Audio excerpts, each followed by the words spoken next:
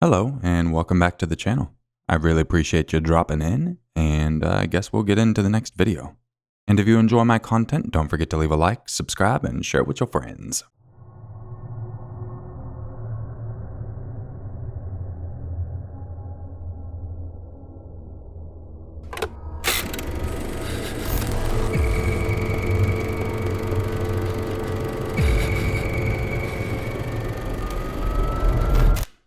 Maya Marcano was a 19-year-old college student living in Florida. She lived and worked at Art and Via's condominiums in Orlando. And on September 24, 2021, she went missing. She was last seen finishing off her work shift at the condominium. Armando Caballero also worked at Art and Via's condominium as a maintenance worker. He wanted to date Maya, but she kept rejecting him. According to Maya's friends, it was clear to Maya and her friends that he was obsessed with her. When detectives started to look into Maya's disappearance, they spoke to Armando. He told them he last saw Maya 2 hours before she vanished. The authorities then investigated Armando's relationship with Maya, and that's when he became a key suspect. Meanwhile, Maya's family and friends were grieving. They were searching for her without losing hope, not knowing if they would ever see her again. Their social media posts pleaded for her to send them a sign that she was alive. The authorities interviewed Maya's family too. They also thought Armando was behind Maya's disappearance and confronted him about it. The family had even checked Armando's vehicle. On the back seat, there was a blanket, and on the floor, a cell phone case. The authorities didn't think much of the situation, so they didn't arrest Armando. After that, Maya's family started to investigate Armando. They even staked out his apartment one evening and found him carrying odd items from his car: rubber gloves, a dark-colored book bag, and a multi-pink colored blanket. When the family reached out to the authorities, they did what they could with the information. They also asked the family to allow the police to do their job. The police then found out Armando had broken into Maya's apartment half an hour before she went missing. He had had a master key, and they assumed that he had broken in and lied in wait. But before they could arrest him on burglary charges, Armando committed suicide. A woman came across his hanging body in the maintenance garage and dialed 911. 911, you need police, fire, medical? We found a suicide on property. Someone hung themselves from a garage. What is the address? 525 Sable Lake Drive. Okay, and what is your name? Yes, I am. Okay, and is there a unit, or is that the unit number 525 where you found him? No, they're in the garage. They're in our paint garage. So the male? So it's garage. It's a male? Okay. Yes, male. You said it's at the parking garage, or paint? Yeah, it's one of our, yeah. If they're looking for a building, it's by building 641, building 633. And you said it was in a parking garage or in a paint garage? I'm sorry, I forgot what you said. It's one of our garages, but okay. We just store paint in there. So, okay. Yeah, sorry. All right. He's deceased, beyond any help? I believe so. Okay. He's all right. dead, right? Okay. We'll have an officer over there in a few minutes. You said it was a male? Yes. Okay. See you shortly. Thank you. Okay, thank you. Bye. Finally, on October 2nd, 2021, Maya's body was found. They searched an area about 18 miles away from Maya's apartment when they found her. By then, her body was nearly completely skeletonized. There was black duct tape around her mouth, ankles, and wrists. The medical examiner could not tell what had happened to her. Her body had decomposed so much that there wasn't any soft tissue left to determine how she had died. And before we get back into the video, I want to give a shout out to today's video sponsor, Scentbird. Scentbird is a monthly subscription box for different fragrances. And hold up, it's for guys and gals. That's right, fellas, we ain't leaving you out of this too. You gotta smell good too, man. We're talking Versace, Gucci, Prada, my wife's favorite, Dolce. Their selection is amazing. The product comes in its own portable container, so it's not going to get crushed in your purse or pocket. Have it on the go, so that way if you spill something on you and you stank, well, you're covered. And if you use the code Urmaker, you will get 55% off your first order. That puts it at about $7 for your first box. Dirt cheap. Make sure to click the link in the description to check it out. The fragrances I got is Arquisti Pew? Something like that. Man, it smells so good. Another one I got is Room 1015 Sweet Leaf. And this one's also very nice, and it's made in France. Sounds fancy. When I first got these, I was spraying them on the sink. My wife's like, no! Too bad, now the house smells great. And then for the third one, I got Confessions of a Rebel. Almost single. Not single, ladies, I'm married. But I did get this, and yeah. Makes the ladies wish you were single, tell you what. So check out Scentbird and get 55% off your first order. So you'll get your first box for about $7. I want to give a big, huge shout out to Scentbird for sponsoring this video. It's much appreciated. And if you want to help support the channel, make sure to check them out and keep yourself smelling fresh. And without any further ado, let's get into the video. Paul Murdaugh took his 6 friends out on his father's boat on February 24th, 2019. They went to a house party together and drank on the way there. At midnight, when they were ready to leave, Paul suggested they visit a bar to drink some more. It was common for Paul to drink and get behind the wheel of a car, or in this case, a boat. Being the son of a well-known lawyer meant Paul thought he could get away with such things, and he often did. As if driving drunk wasn't bad enough, he was also under the legal drinking age while he did such things. On the night of February 24th, 2019, he used his brother's driver's license and his family credit card to buy alcohol. Paul entered the bar with his friend Connor, as they were the only two with fake IDs. After taking shots, they rejoined their friends close to where their boat was docked. It was now past 1 a.m., and Paul was acting rowdy. And when they all boarded the boat, Paul's friends could tell it wasn't safe for him to be behind the wheel. He was going around in circles and speeding. When his friends protested, he would let go of the wheel to argue back. When one of his friends, Anthony, asked to be let off, Paul refused. Paul was speeding down narrow passageways, where he eventually crashed the boat in Archer's Creek Bridge. That's when Anthony's girlfriend, Mallory Beach, who wasn't wearing a life jacket, fell into the water and was unable to be located. That's when Connor dialed 911. Oh, what? 911, where's your emergency? Hello? Police, fire, EMS? Hello? We're in a boat crash on Archer Street. Whereabouts on Archer Street? In Archer Street, the only bridge on Archer Street. Archer Street? Archer's Creek. Archer's Creek. Archer's Creek. Is it? Okay. What's going on? It's by Perez Island. Right. What's going on? We're in a boat crash. You know what kind of a boat crash. A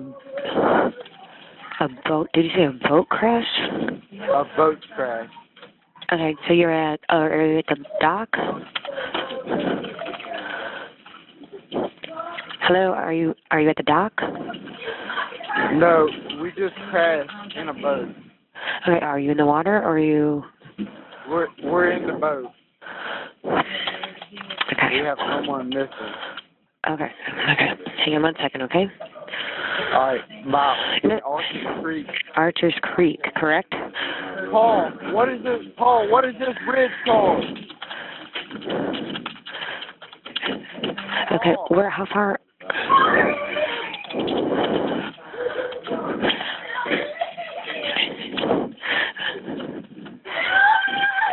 Please send someone. No, we're calling, okay? See, well, how far off shore are you? In Archer's Creek. Right, how far out? There's only one bridge in Archer's Creek. You're by the bridge? There's only one bridge in Archer's Creek. Is this a mix of disabled boat?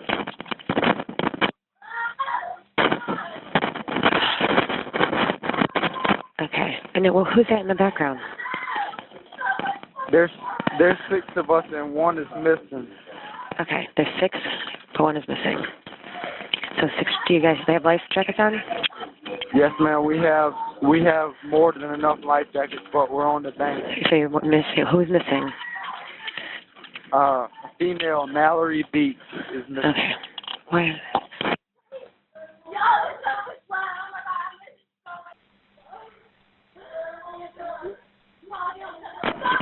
Okay. What's your name, sir? My name is Connor Cook.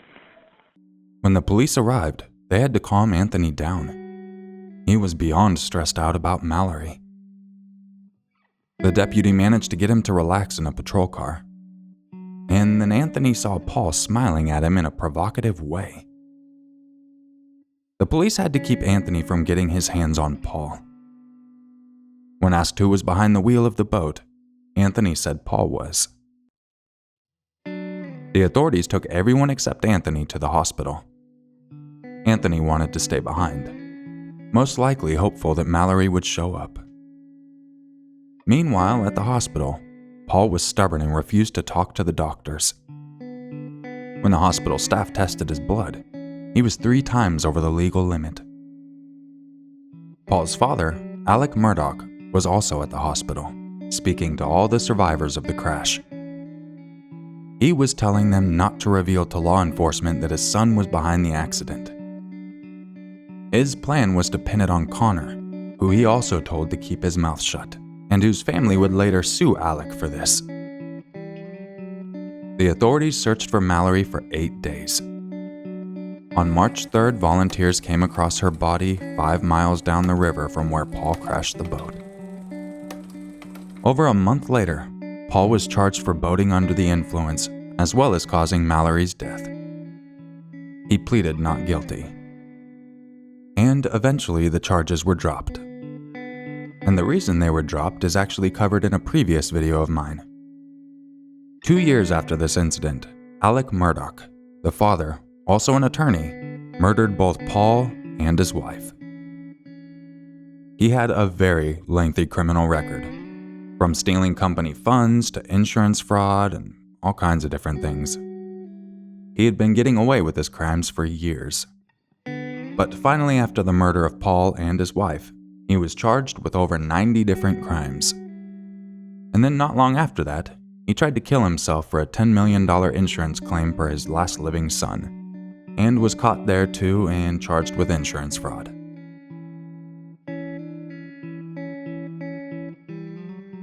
At the age of 28, Ian David Long was living with his mother. Things weren't going well for him. He had served in the U.S. Marine Corps for 5 years and had even toured in Afghanistan. After returning home, he joined California State University to study athletic training. His mother was constantly worrying about him because she felt he wasn't happy, and something was off about him. But whatever was troubling him, it didn't start because of his time as a soldier.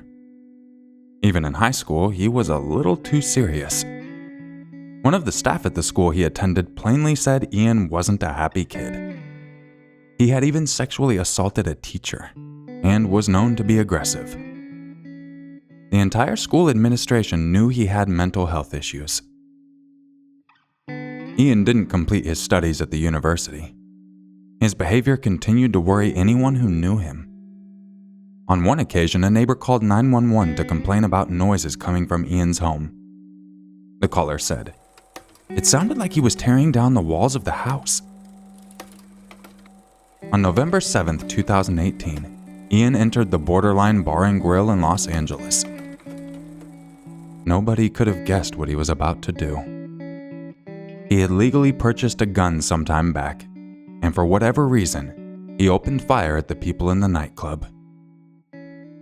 That's when the 911 calls started to flood in. 911 emergency, this is Jessica. What are you reporting? Hi, I'm at Borderline. There's a shots fired right now. Okay, did you see who shot the gun? Yes. Who? Looked like a male white with a hat. Okay, what kind of gun was it? He shot about 8 times. Looked like a black semi-automatic handgun. He's still shooting. Okay. Shooting in progress. Where is he at Borderline? He's inside the bar. I understand that. Is he at the bar? Where specifically? The front. Okay, what is he wearing? I'm outside now, so I can't see. Okay. You said that he had a But hat. he was wearing a hat. Okay, like a cowboy hat or a Yeah. baseball hat?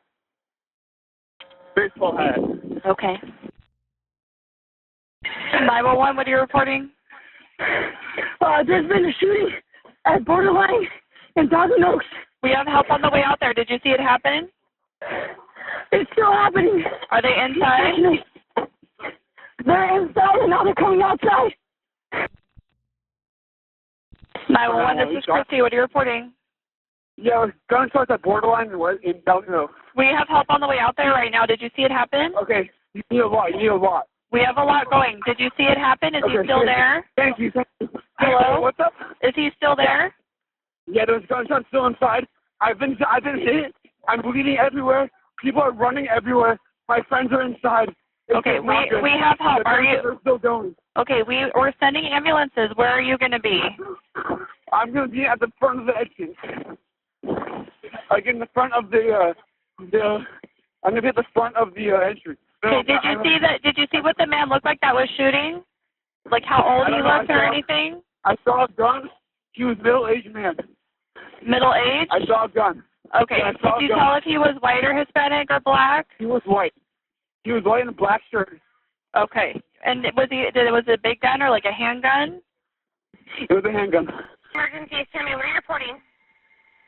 There's a shooting at Borderline right now. Borderline Grill in Thousand Oaks. Okay, do you see the person who's shooting? No, we didn't see who was shooting. Somebody. Okay, what's your name? You need to get caught.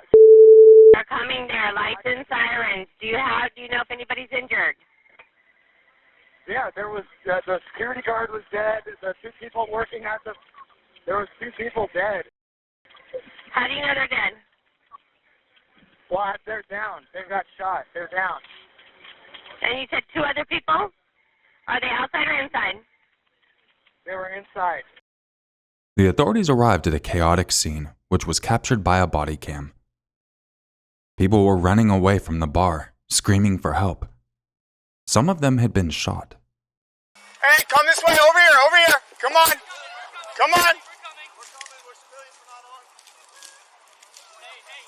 let's go, walk, come on,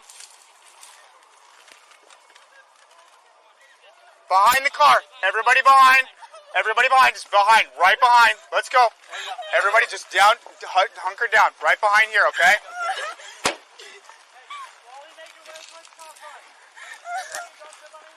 Is anybody hurt? No? Okay.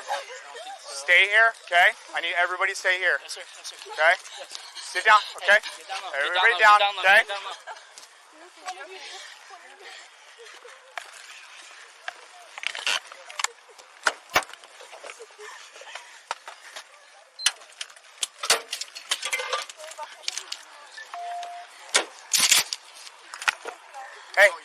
Hey, listen, okay? Everybody calm down for a sec. I need some intel. Okay. What did you guys see as far as who was shooting? Okay, hold on. Just one. He came in through the front and started shooting, I think, 3 to 4 times to the girl at the front, and then walked his way around to the back. No, hold on. And started... turn around and go back. And started making his way... Okay, hold on. Say that one more time. So he shot, I think, 3 or 4 times at the girl at the front, and then made his way into the back office, and started shooting in there, and then started shooting shots in the air. Okay. He wouldn't stop. Okay. What does he look like? He's wearing a black hat and black shirt. And that's all I know because right now he's wearing blue jeans, a black shirt, and a black hat. I know she on the phone.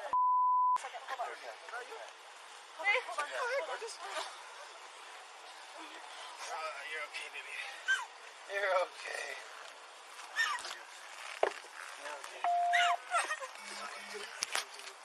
Well, I passed my brother behind borderline. Come on back, come on. Okay, Mom. Okay. Yeah, I'm okay too. Yeah, I'm okay. Don't even worry about it. I can take her to you. I mean, you won't be able to get in. It's just cops are blocked off all the streets. It's okay. Alright, hey, we're gonna find them in a little bit. Okay, there's a gas station across the street. Meanwhile, Ian had retreated to an office in the bar where the surveillance monitors were kept. That meant he could see all that was going on right outside. And when he saw a few police officers enter the bar, he shot at them. Sadly, one of the officers, Sergeant Ron Helps, tripped over and fell while escaping. His fellow officers started to fire back at Ian, giving him time to get up. That's where Ian shot him 5 times, while one of his own officers accidentally shot him in the chest. After exchanging gunfire with the police, Ian killed himself. That night, he murdered 12 people in total, while injuring several others.